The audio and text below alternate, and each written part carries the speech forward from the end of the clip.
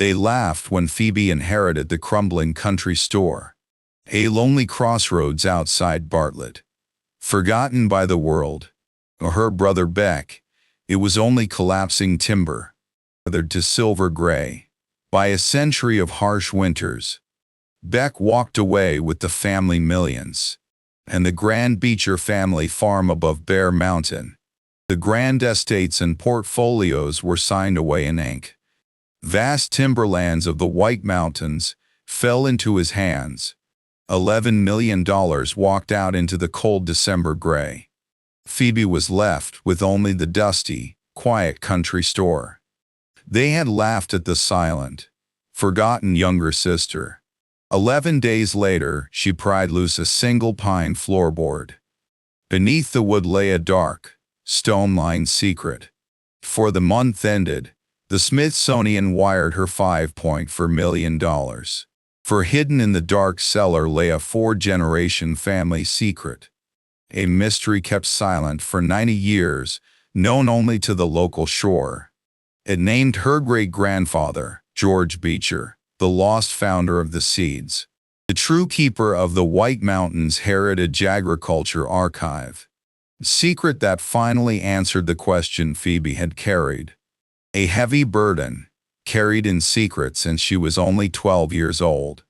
11 days passed, the telegraph wire humming with the final, cold truth. Only then did she understand the true inheritance her father had left behind. Join our journey. Subscribe and tell us where in the world you watch from. We cherish seeing how far these quiet tales travel across the distant seas. Phoebe Beecher was 26 on that bitter, frost-rimmed morning in December. She sat in the dim office, listening to the reading of her father's will. She sat at the far end of the long, worn maple table, a quiet office on Main Street, tucked away in the New Hampshire mountains. She wore her only black dress, layered with her grandmother's linen shirt. Over it, a moss-green wool barn jacket with tarnished brass buttons. Across the table sat her older brother, Beck, a Boston financial advisor. He had driven up the winding mountain roads late the night before. He sat in the charcoal lobby, the silence heavy between them. Beside him sat Adelaide, his wife of 9 long, quiet years. Her eyes remained fixed on her phone, ignoring the world outside. Since the funeral, no words had passed between Beck and Phoebe. The attorney, Mr. Hartwell, was 71, the age her father would have been. He was once her father's roommate, bound by old memories of youth. Began to read the will, his voice slow and measured.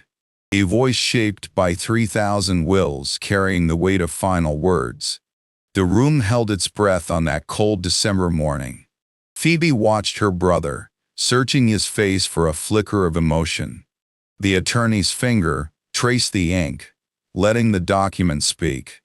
Family farm on Bear Mountain Road, given to Beck. The millions of the Boston portfolio, all passed to him. The cottage at Wellfleet, where summers once lived, now his. The vast timberlands of the White Mountains, signed away. Family Steinway, the silver, everything slipped into his hands. Beck's silver pen raced the long lines of the inheritance. Adelaide looked up, her fingers tallying the rising costs on a slate.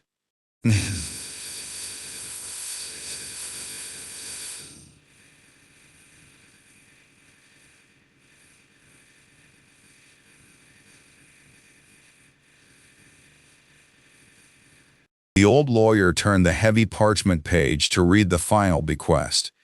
To my daughter, Phoebe, I leave the small parcel of land, a lonely crossroads where the wind sweeps through the Bear Mountains, including the timber-framed country store and post office, and all structures built by my grandfather in the summer of 1898, and every single item left inside its walls.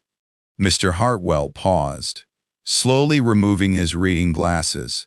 He laid them across the open will, folding his hands in silence. Beck let out a sharp, bitter laugh. He left her the store, he muttered. The old shed at the crossroads. Adelaide silently tapped her phone face down on the dark wood. 3 winters ago, the county condemned the rotting timber structure. They offered a pittance for the land, once the ruins were cleared away. Beck glanced down at the wooden watch ticking quietly at his wrist. "Congratulations, Phoebe," he murmured. "The old store is finally yours." But Mr. Hartwell did not share in the sudden, quiet triumph. His heavy gaze lingered on her, carrying a dark secret Beck could not see. He had waited 14 years for this single, quiet moment to arrive. Clearing his throat, he read the final, dry legal paragraphs aloud. With a steady hand, Phoebe signed her name upon the paper. Followed, his signature sealing a fate he did not yet understand. In just 34 minutes, the quiet transaction was complete. Yet, a profound secret remained hidden from everyone at the table. Since she was 3, Phoebe had called that old country store her home. Grandmother Charlotte Beecher was known to everyone simply as La Hi. Through every Saturday and summer afternoon, she kept the young girl close. Hand by hand, she passed down the heritage of the New England trade.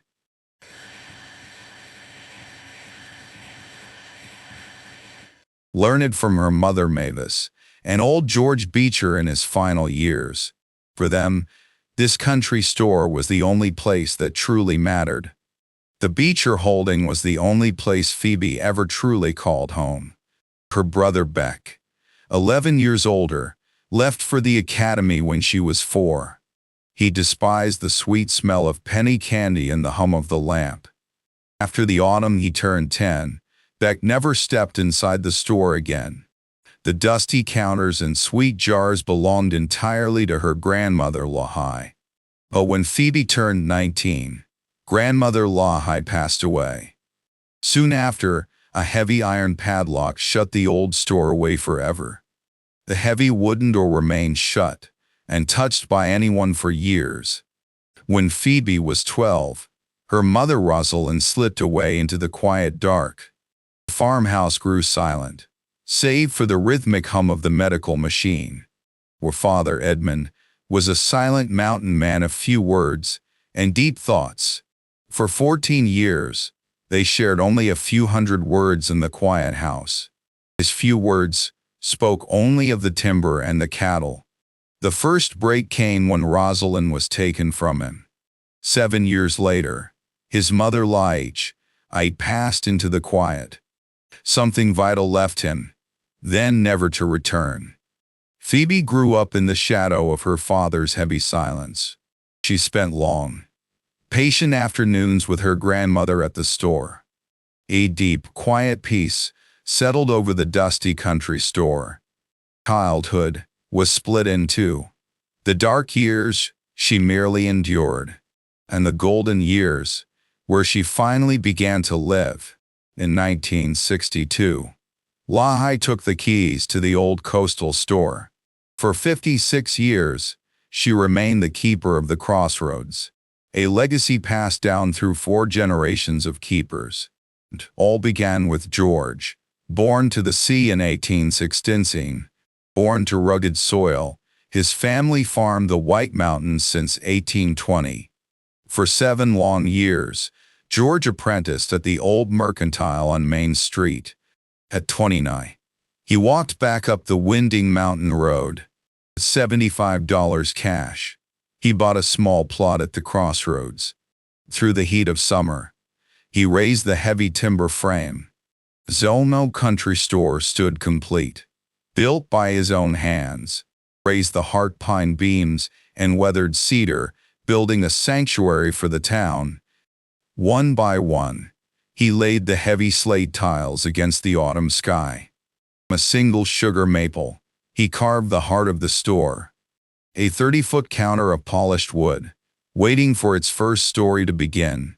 In the autumn of 1898, a simple bag of flour sealed their first bond.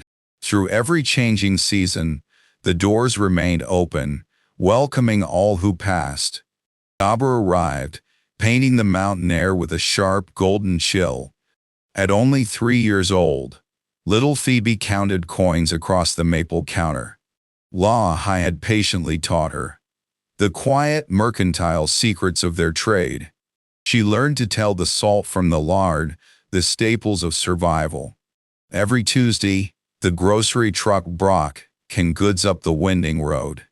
These were the provisions that kept mountain families alive through the freezing winter. Alongside the precious heritage goods, cured sweet and rich for the cold, every March they gathered sweet sap from the quiet beechwood lot. Since the turn of the century, George twisted dark licorice by hand. The old barrel along the south wall held simple hand-pressed soda crackers.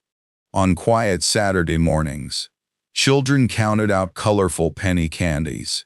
Claudia passed down the sacred art of saving heritage seeds. Legacy preserved, George began the archive to save the past. In the winter of 1898, they gathered the seeds of the mountains, locked away in heavy oak chests, waiting through 100 winters. At 5 years old, her tiny hands knew the way of sweetness. By 8, she managed the spring orders for 47 neighboring farms, measuring out the heritage, beans and rare cucumber seeds, one by one. Golden mountain corn and pumpkin seeds fell gently into small paper packets. Squash seeds and runner beans were measured with absolute, quiet care. Each packet bore Lai's elegant, careful handwriting written in the Bartlett school style. "Patience, little one," Lahi would whisper, his voice soft in the quiet loft. "The seed does not rush to the customer. Your hand must move slow. The seed is patient, and so must you be," he taught her. On her first Saturday morning, Phoebe stood alone behind the counter. 23 customers served, the ledger balanced to the very last penny. 11 seed orders sorted, and the wooden barrels were stocked with care. It was autumn when she was 8, watched silently from the shadows. No words were needed. Phoebe's quiet pride shone bright for weeks. But lessons are forged in mistakes, and Lottie taught her failure. She showed her the ruined batch, the cross-pollinated lot. Sorted too eagerly, the heritage-painted mount and corn lay hopelessly mixed. In the shadows, the precious seeds mingled with the common sweet corn. Under the dim lantern light, one kernel looked just like the other. The wood and divider lay forgotten, leaving the heritage line unprotected. At first, the soil would accept them, sprouting green and unsuspecting. But by the second harvest, the magic of both lines would vanish, no longer resistant to the biting frost, nor sweet to the tongue. A century of George's careful history, fading quietly into the earth. They will not realize what is gone until it is far too late. If these seeds are mixed, the damage is done in secret. She holds the lantern close, showing the young apprentice the tainted grain. At first, the harvest will look strong and green. But by the second year, the ancient lineage fades away. Once it is gone, it can never be brought back. Bai nodded, a silent promise made at 11 years old. She sorted the seeds, following the slow rhythm Mavis once set. The heritage line remained pure, protected from the outside world. No flawed seeds would ever travel the mountain roads again.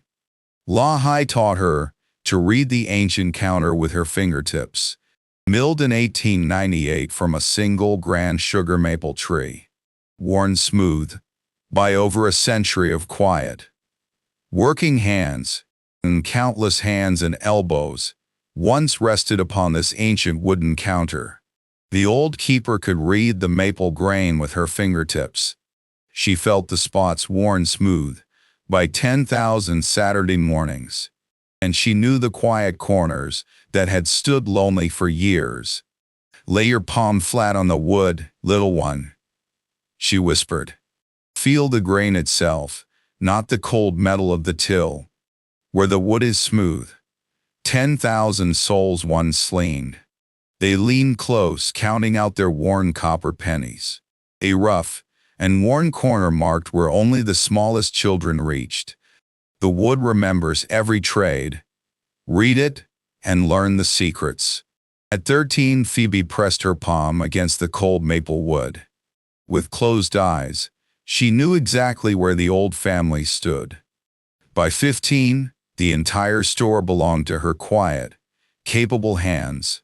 She worked 3 Saturdays out of 4. Her fingers learning the heavy brass till, counting the wooden cracker barrels, and scoop fuls of sweet maple sugar.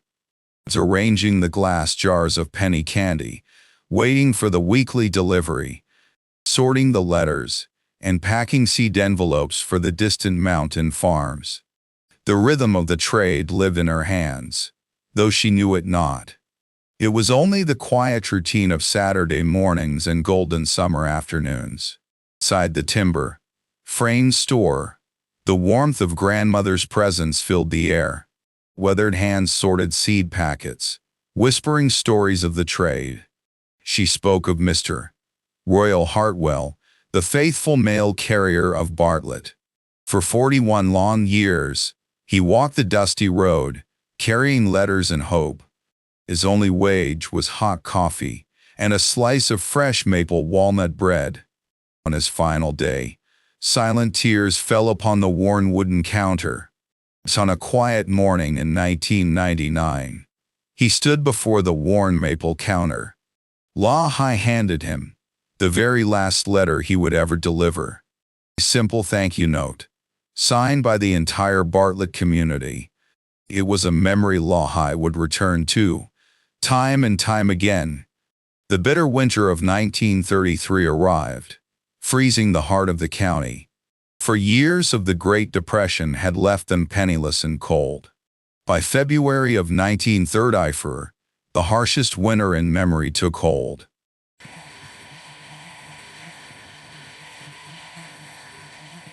47 family farms across the valley fell into ruinous silence. The local bank scheduled the foreclosure auctions for early June. Without seed to plant their spring crops, hope was fading fast.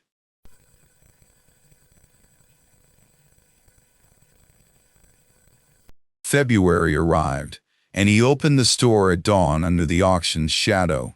For 14 weeks, the doors of the Heritage Seed Archive never closed. Through the freezing winter, he loaded his sleigh, charging them nothing at all. Every mountain farm would receive the seeds they needed for the spring crops. 47 sets of painted mountain corn, and 23 of Hubbard squash, and 96 packets of Cherokee Rail of Tears, carrying their history forward. They sowed the rare Connecticut cranberry, runner beans into the earth, alongside heirloom long pie pumpkins and delicate blonde cucumbers, and the sweet corn they called Howling Mob. No records were kept. Every family worked the earth, planting hope in the cool spring air. By the autumn harvest, 47 family farms stood strong. The earth yielded enough bounty to save their ancestral lands. When June arrived, not a single farm was sold. The local newspaper carried the front-page story of their survival. A bold headline praised the store that saved 47 farms through the bitter winter. On a bright May morning, Professor Greenleaf drove up the winding mountain road. He came in person, seeking the quiet man who had saved so many. For a long silent moment, he stood upon the worn pine floor. Then he clasped George's hand, pressing a folded paper into his palm. Just simple list, carrying names that would change everything. A request too heavy for spoken words to ever carry. Phoebe listened to the tale, repeated through the quiet years. Only much later did she understand what they had done. Lottie's stories were never just tales. They were quiet lessons. At 13, Phoebe questioned the old ways of the farm. Her grandmother sorted heritage seeds on a worn maple counter. Why toil when cheap hybrid catalogs could ship them all? She set down the wooden scoop, turning to face the young girl. A hybrid seed is merely a transaction, little one, she whispered. Not a heritage seed. A heritage seed is a living memory. When a farmer plants painted corn on her grandmother's ancient land, she is not merely buying a seed to grow.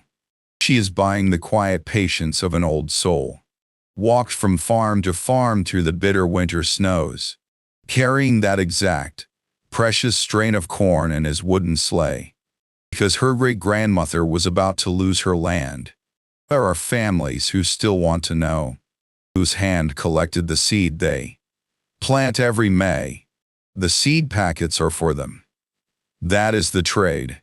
The seed is how we pay back the farmers who fed us, all in 1934. Phoebe had understood this, without being able to say it. The seed was a memory. Help us share these stories. Have you ever planted a generational seed? Did you feel its ancient life blooming deep within your own soul? In the quiet chill of October, Lehigh closed her eyes forever. She rested in the small caretaker's apartment behind the country store. At 79, she slipped away quietly into the eternal night. Phoebe was only 19 when the weight of grief found her. Edmund Beecher prepared to bury the last piece of their history. He laid his mother to rest in the quiet family plot. That night, the heavy iron key rested cold in his pocket. At dawn, he snapped the heavy padlock shut, sealing the past. For 7 long years, the silent store gathered dust and shadows. They told young Phoebe, gently but firmly, that it was gone forever. Through the passing seasons of her youth, she rode past its quiet walls. Her eyes always lingered on the locked door, holding its secret sight. A dust-covered maple counter sat silent, glimpsed through the soot-darkened window. Old oak seed chests faded slowly into the shadows along the back wall. In the quiet, she made a silent promise she could not yet name. During the week of her father's funeral, Beck spoke to her on the porch. He told her the property would be sold when spring arrived. She was ordered to leave by the 1st of April without a choice. He asked where she would go. She offered only silence. Her hands stayed buried deep inside her moss-green jacket. She watched her brother's dark car disappear down the gravel road. When Wednesday came, she finally began her own journey. The old Bronco was hers, bought with her own hard-earned money. $1,400 in cash, paid to an old logger. She parked at the gravel turnaround, just outside the quiet town. 7 long years had passed since she last stepped inside. For years, she only stood before the locked timber door, staring at the heavy iron lock that kept the past away. She remembered the small brass key hanging from its leather thong. Taken down by Edmund on the morning they buried Lottie. But she did not possess the key anymore, until Mr. Otis Hartwell reached out and handed it to her. A small envelope, sealed with red wax, handed over after the reading. She slipped the secret close to her heart, tucked inside her heavy jacket. The long road home was quiet, winding through the cold afternoon shadows. For hours the seal remained unbroken, waiting for the first light of morning. In the freezing dawn, before the kettle could even begin to sing, she stepped outside, her boots crunching against the frozen December gravel.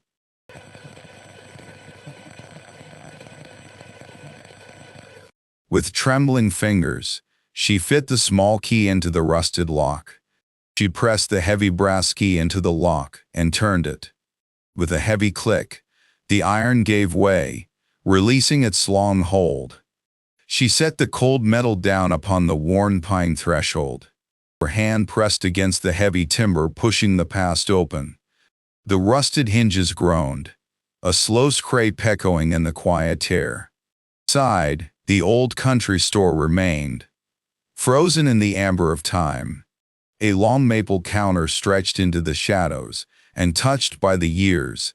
The iron scoop and brass, scale-weighted, silent keepers of forgotten days. Everything remained exactly as Lahi had left it, frozen in the autumn of 2018.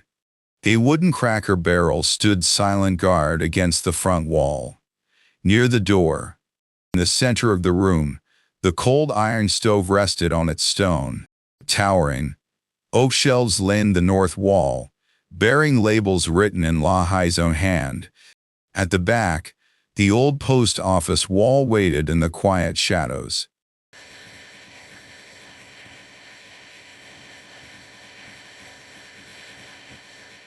Each brass plate bore a surname. Above the wide, dusty floor planks, long pine boards ran the length of the old country store, polished to a golden glow by a century of passing boots. Shallow grooves marked the spot where generations once stood waiting. At the threshold, the air carried sweet whispers of maple and licorice, mingled with the sharp, metallic tang of heavy brass weights, and the chill of winter snow, rising softly through the floorboards. She stepped across the threshold, onto the solid riverstone foundation. Standing at the edge of the pine floor, she paused and breathed. Where leather boots and woolen socks lay abandoned on the worn threshold. Barefoot, she slowly walked across the long interlocking pine boards. The cool wood sent a gentle chill, rising through her bare soles. In her body, she remembered the ancient warmth hidden within the wood. The old pine floor remembered the cool spots, and the shallow grooves of Lottie. It held the deeper worn hollows where Mavis stood for 30 long years. And the deepest depression of all, where George stood for half a century. In the quiet grain of the wood, an old memory began to stir. Lottie, in the autumn Phoebe turned 10, kneeling on the ton and groove pine. Her flat palm rested gently on a single worn floorboard.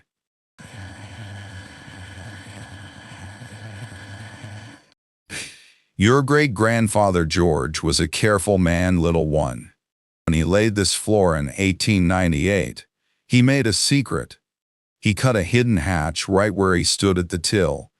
For 51 years, his feet never left that spot. He told me the secret on his very last night in 1948. He said, it was where the old country store kept its heart. I kept what could not be lost, never daring to lift the board. Phoebe was only 10 then. For 16 years, the memory faded away. Now she knelt at the very center of the dusty counter. A single floorboard lay perfectly flush, hidden entirely within the wooden grain. A tiny iron ring, crossed 1,000 times by her bare feet, unnoticed. Slowly, she slipped her finger through the cold iron loop. He gripped the cold iron ring, pulling against the weight of the past. The thick hard pine board groaned, yielding to his strength at last. Below lay a dark stone-lined cavity, hidden deep within the ancient foundation. In the shadows of the stone, a small tin box waited in silence. The faded metal bore a name and a year, etched in time. Beneath the tin, a second wooden or remained sealed against the world. A seal of deep brown wax, stamped with the mark of an acorn. With trembling hands, she lifted the heavy tin box from its hiding place, placing it gently onto the worn, gray pine floorboards. She pried open the lid, her breath catching in the quiet room. The heavy oilcloth fell away, spilling open across her palms. Sudden, brilliant gleam of gold, stacked in perfect, silent rows. Liberty eagles and double eagles, shining as if untouched by time. In Concord, the dealer weighed The heavy silver, counting 28,000. Beneath the silver lay a worn leather notebook, George's curriculum from 1898. Inside, every staple good was categorized, and every sweet recipe carefully preserved. Each heritage seed was recorded by its farm, its harvest date, and origin, written in the precise, disciplined hand of a young Hartwell apprentice. Beside it lay the mercantile ledger, Lily's own personal till book. And every Saturday morning, she would open the pages to begin. Decades of daily life captured from 1960 to 2018. 320 pages, filled with tight, careful handwriting. Hidden beneath the heavy book lay a faded sepia photograph from 1898. George Beecher stood proud, holding a small brass scoop in his hand. Beside him stood young Mavis, a 7-year-old girl in a simple pinafore. Tucked beneath the image, a folded yellowed newspaper clipping waited to be found. A fragile scrap of paper, carrying the weight of a forgotten spring. It spoke of a winter that nearly broke the mountain farms, of seeds given freely, when hope was all but lost. There, hidden beneath, a letter sealed with her own name. Her thumb broke the wax, releasing the breath of yesterday. She sank to the cold pine floor, lost in the quiet center. She stood by the counter, reading in the fading December light. Phoebe, by the time you find this, I will be gone. The store would stand quiet until your father gave it to you. My grandfather George hid this money beneath the floor in 1898. He did not trust any bank in Carroll County. He built all of this with his Bartlett mercantile money. He told me the secret on the last evening of his life.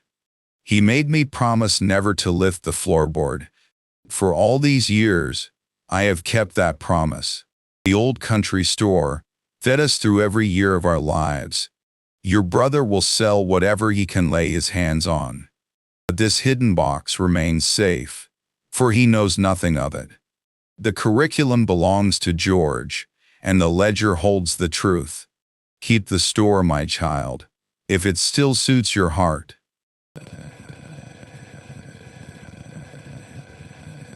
She folded the letter slowly, slipping it close to her heart. No tears fell, only a quiet, heavy silence filling the room. She walked to the counter where La High had stood for decades. She placed her palm flat against the dark, worn pine, feeling the lingering warmth of a lifetime pressed into the wood. Her palm rested against the worn wood, feeling the groove of generations. The scent of maple sugar and brass polish drifted through the cold room. The pine counter felt cool, a perfect fit for her waiting hand. Outside, the gray December light settled quietly over Bartlett Road. "Thank you, Grandma," she whispered. "I will keep the store."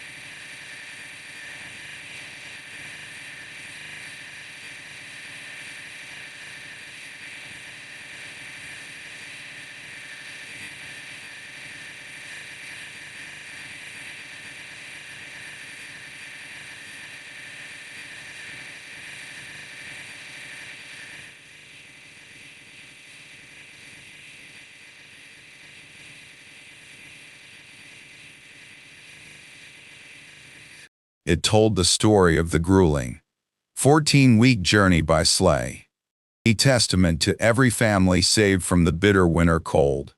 Printed in ink, the names of the saved began to appear. Hartwell Farm, standing proud against the shadow of Bear Mountain. Greenleaf Farm, nestled deep within the quiet of Crawford Notch. Wallace Farm anchoring the rugged terrain of Hart's location. Bartlett Farm, watching over the crossroads at Bartlett Crossing. Carrion Farm, resting under the silent gaze of Mount Carrion. Tuckerman Farm holding its ground at the edge of Pinkham Notch. A final quote from Drive. Sir Il Greenleaf spoke of a quiet savior. In the bitter winter of 1934, a sleigh was loaded with heritage seed. 47 mountain farms were saved from the brink of ruin, a June auction, and the remnants of a life sold away. We will spend our remaining days wondering what we truly owe him, and we shall plant his corn, so long as our earth still yields.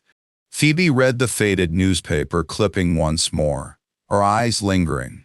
With trembling fingers, she folded the fragile paper.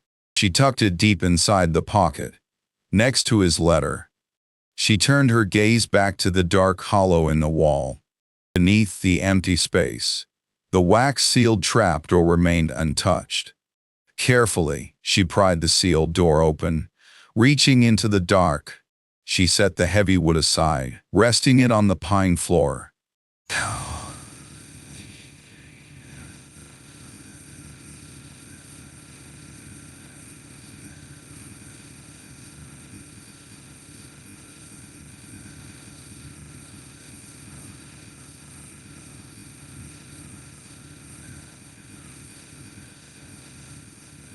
A narrow flight of stone stairs descended into the quiet dark below. The rising air carried the sweet scent of old paper and dried oak. Along the edge of the hatch, 8 ancient seals remained untouched. Marked with a B and acorn, the brittle wax held its secret. She lifted the lantern, striking a match to wake the sleeping flame. At the bottom lay a hidden room, carved from ancient riverstone. Mold bloomed like frost upon the walls, above worn granite floors. Here, on pine shelves, rested the quiet legacy of the seeds. Row upon row of weathered oak chests lined the dusty wooden shelves. Bore a polished brass plate, engraved with the memories of 1898. Painted mountain corn, saved from the soil of Hartwell Farm long ago. Cherokee Trail of Tears beans, carried from the shadows of Crawford Notch.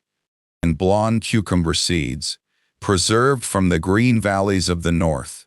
Inside lay precious packets of linen, cradling the promise of open pollinated life. Every 7 years, Lahai's gentle hands breathed new life into the sleeping seeds. Each packet bore her own elegant script, a promise kept across the generations. She stood at the foot of the stone stairs, holding the flickering lantern. The amber light brushed against hundreds of forgotten heritage seed chests.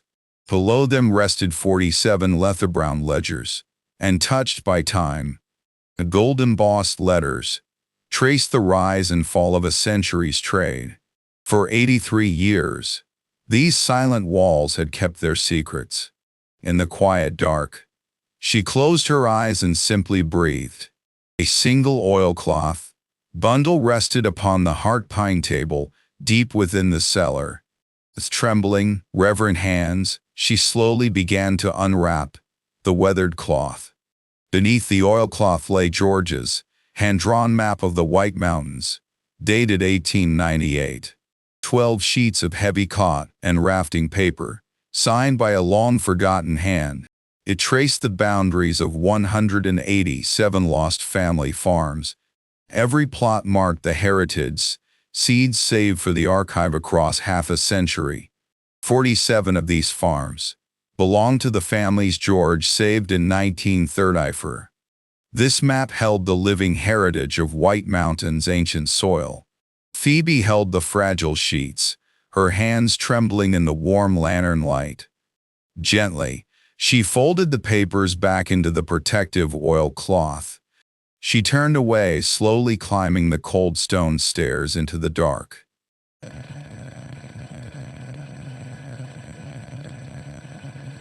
Sitting in the quiet room, she let the silence wash over her. She stood frozen on the pine floor, lost in the quiet shadows. Morning came, and she drove the winding road toward the mountain farm. In her cold hand she held the heavy key he gave her. The heavy oak door creaked open, welcoming her into the silence. Inside, the air was bitter cold, the old wood stoves long dead. She walked slowly toward the back study, guided by memory. There stood his desk, untouched for 45 long years. Before her stood the heavy pine desk, built by her grandfather's hands. With a gentle touch, she slid the wooden shutter upward. Resting on the worn green leather pad was a single, solitary envelope. Her name was written across the front, in her father's careful hand. She reached out, lifting the paper into the dim light. On the back, a familiar seal of dark brown wax held it shut. Her thumb broke the red wax seal, releasing a whisper of the past. "Phoebe, if you read this, you have found the old country store. And finding the store means you have uncovered the hidden floor cavity. And within that hollow lies the heavy wooden door to the cellar. And beyond that door, you have found the lost heritage seed archive." The letter bore the official mark of the Smithsonian National Museum. For 40 years, they have searched for the lost seed archives. They will pay handsomely for the antique seed chests and ledgers. Yet, the old farm map holds a far greater secret. For 30 years, they hunted for Georgia's lost mountain map. They offer no money, for its true value cannot be measured. Long ago, your grandmother and I sold our last gold coin. Every winter for 47 years, the transactions were made in absolute secrecy, sent through a trusted Concord intermediary, directly to wealthy private collectors. We used the quiet fortune to fund 47 full university scholarships at Plymouth State. From 1970 to 2018, one student each year. One scholarship for every family farm saved in the White Mountains. The very farms George rescued during the bitter winter of 1933. We kept your brother in the dark, though your mother always knew. I leave you the country store now, the only piece of history left. This entire estate is yours now, just as your grandmother always wished. Contact Drana, Sebastian Greenleaf at the Smithsonian. He is family, and he knows. He expects your call. Forgive me, for I was never a man of words. I only wish I had spoken more to you while I still could. Signed by your father, Edmund Beecher.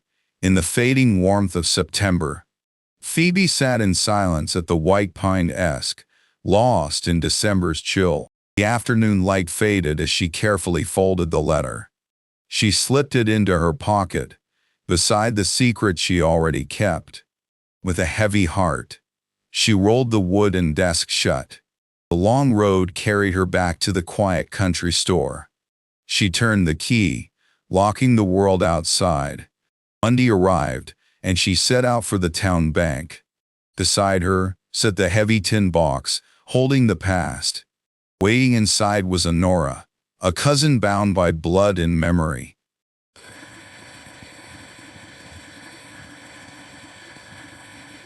A quiet call to Concord confirmed the staggering truth. 28,200. Mrs. Hartwell said nothing, staring at Phoebe for one long, heavy moment.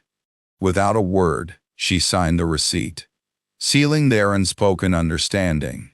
Phoebe tucked $900 deep into the pocket of her linen shirt.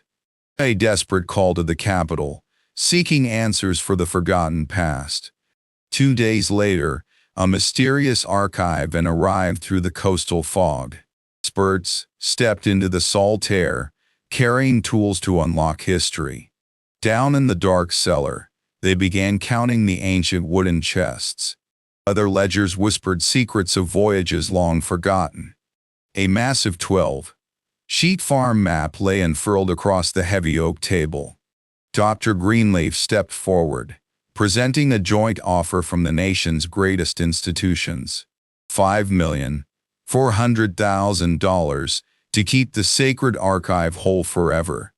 It would become the Beecher Heritage Seed Archive, preserved for generations unborn. Phoebe's name would be etched in history as the sole owner. Yet, she would keep the original 1898 George curriculum notebook close to her heart, along with a master copy of every heritage seed chest in the country store. A handshake over worn maple, sealing a quiet promise. 11 days later, the official wire cleared the path forward. The inheritance secured the future of everything yet to come. By Thursday, she reached out to the university keepers of history. A Saturday brought the scholars and their eager students to the door. 12 hours of capturing ghosts, preserved in dust and wood. 12 hand-drawn sheets of George's map lace, spread across the worn wooden table. Beside Phoebe, we set out, 3 vehicles tracing the winding dirt roads. We searched for all 187 hidden sanctuaries across the counties. Against the passage of time, over 100 farms still breathed with life. The fragile map became the cornerstone of a promise to protect the land. A $1 million legacy secured their future for the next 10 years. Winter loomed, bringing the heavy weight of the store's first operating costs. The first month was spent reclaiming the old space from years of neglect.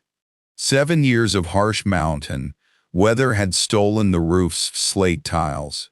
A thick layer of soot darkened the front window, begging for light. The worn maple counter needed gentle sanding and the sweet scent of beeswax. The cold ironwood stove stood silent, waiting for a new flue pipe. Phoebe sent word to the quarry, ordering fresh slate to heal the roof. She found Royal Hartwell, an 81-year-old retired mail carrier. On a quiet Wednesday, he walked slowly down the dirt road, working carefully, saving the ancient floorboards from splitting apart. She carefully replaced the shattered glass of the front window. Over to quiet evenings, she sealed the remaining panes against the wind. She spent the weekend rubbing beeswax into the dry maple counter. 3 coats of polish brought the ancient wood back to life. She kindled the cast iron stove with curls of white birch bark.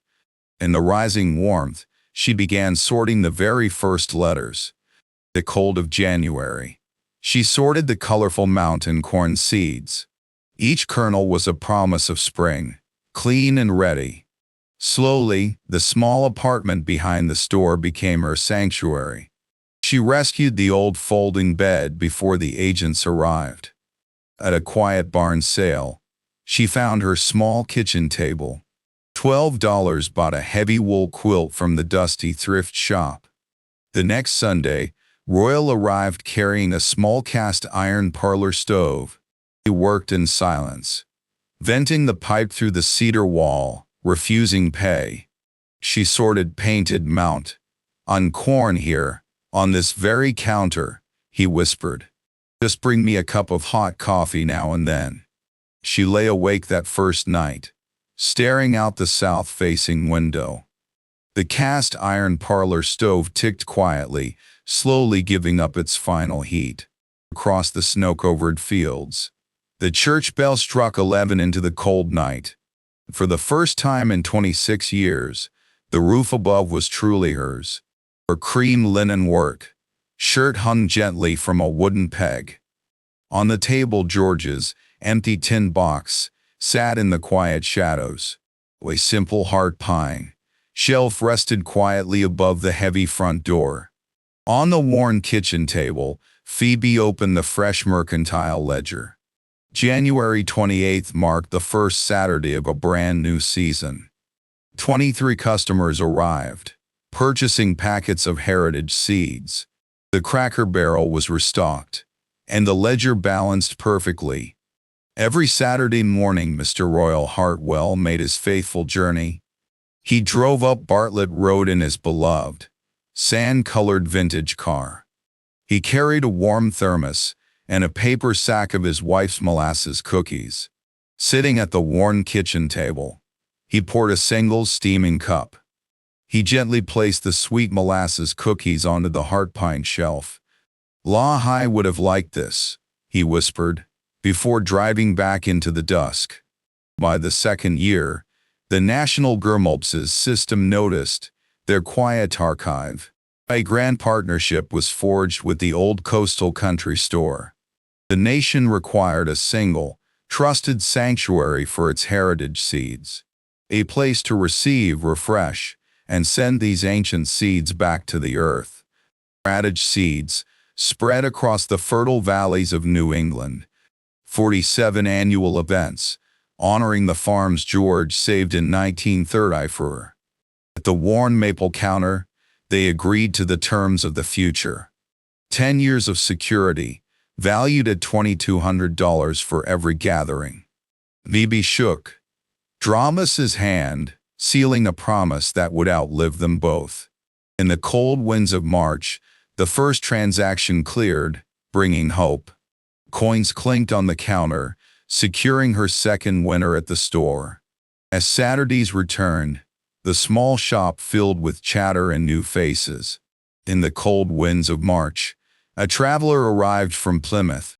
She brought a jar of sweet maple cream and a long-kept childhood memory. Over steaming cups of coffee, Phoebe sat quietly and listened. The tale began with a grandfather, lost among the snowy white mountains. Thawing. Spring of 1934. George reached out to save the struggling farmers. They were precious sets of painted mountain corn seed arrived by sleigh through the snow. George was once a young scholar, chosen among the 47 at Plymouth State. A legacy built by La High and Edmund, who endowed their futures in 1972. November brought her back. 3 young granddaughters walking close by her side. Together they prepared to face the long, quiet cycle of winter Saturdays. When April came, Mr. Otis Hartwell wove up the winding dirt road. In his hands, he carried the original, hand-painted country store sign from 1898. He bought the old sign at George Beecher's estate sale in 1949. For 75 years, it hung quietly in his dim law office hallway. He placed it gently on the maple counter, refusing even a warm cup of coffee. Soon, a heritage magazine shared her story with the world. Travelers journeyed up the winding mountain road from all across New England.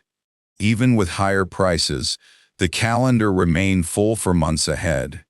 By the second autumn, she found comfort in simply sitting by the window. She sat on the timber step, holding the warmth of the day in her hands. Bartlett Road stretched out before her, silent and still in the fading light. Up the lane, the autumn maples burned with the deep crimson of mid-October. Across the valley, the bare mountain ridge faded into a soft smoke gray. Her mind drifted to La High and to George, a man she had never known. Yet she could see his hands, sorting colorful mountain corn across the maple counter. Beneath her bare feet, she felt the weight of her father's final choice. It was the only inheritance she had ever truly wanted. She remembered the 47 mountain farms sold at auction long ago. The 47 scholars, quietly supported through the passing years. A long and broken line of hands had worked this worn maple counter. Until at last, the legacy rested in her own waiting palms. That is the truth of the trade our grandmothers taught us to keep. We always know, when we are 5 years old, the weight of small things. Counting out 23 copper pennies, for sweet licorice on a maple counter. Beside our grandmother's wrinkled hand, we learn that the counting is the trade.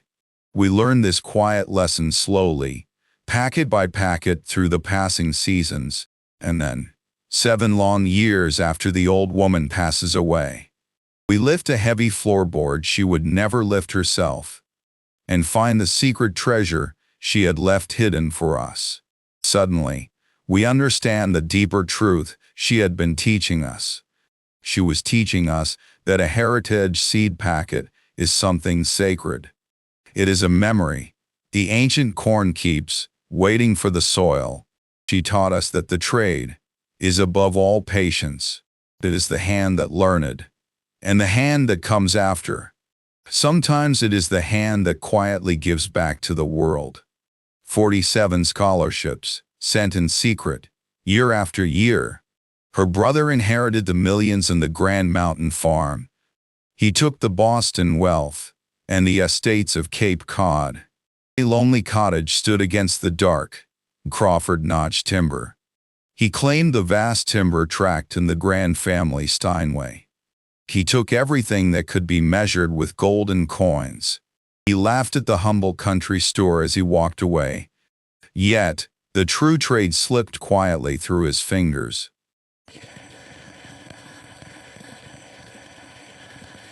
The 47 mountain farms remained far beyond his reach, left untouched on the dusty auction block of a faded June. Nor did he find the hundreds of heritage seed chests, hidden safely away in the dark, silent cellar. But she never expected the hand that reached out to her next. At 26, Phoebe stood entirely alone, mourning the father she had just lost. With only a single dollar left to her name, her future was uncertain. She spent it on a crumbling country store, standing lonely on the land. It was a small, neglected plot of earth outside the town of Bartlett. Yet, it would become the best dollar she would ever spend. If this story touched you, share it with someone who needs it today.